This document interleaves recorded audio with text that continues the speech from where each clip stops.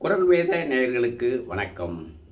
நேயர்களே, இன்றைய சவாலோ சவாலுக்கான குரல் யாதெனில், முயற்சி திருவினை ஆக்கும், முயற்சியின்மை இன்மை புகுத்திவிடும் என்னும் குரல். முயற்சி செல்வத்தை உண்டாக்கும், முயற்சியின்மை வறுமையின்கண் செலுத்திவிடும் என்பது இக்குறளின் கருத்து. இந்த குறளில் முதல் சீர் முயற்சி, நான்காம் சீர் முயற்று. முயற்சி என்பதும் முயற்சி என்பதும் ஒரே பொருள் உடையது. இந்த நான்காம் சீரையும் முயற்சி என்று சொல்லியிருந்தால் குறள் ஓசை இன்னும் இனிமையாக அமைந்திருக்கும். ஆயினும் ஓசையிடை கருதாமல் முயற்சி என்னும் சொல்லை பயன்படுத்தியுள்ளார் திருவள்ளுவர். ஏன்?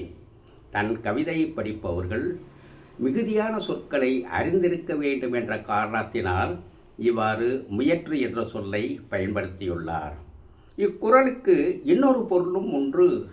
முயற்சி திருவினை ஆக்கும், முயற்று இன்மை பூர்த்திவிடும் என்றும் பொருள் காணலாம். இன்மை என்னும் இரண்டு எதிர்மறை சொற்கள் ஒன்று சேர்ந்து உடைமை என்னும் உடன்பாட்டு பொருள் தரும்.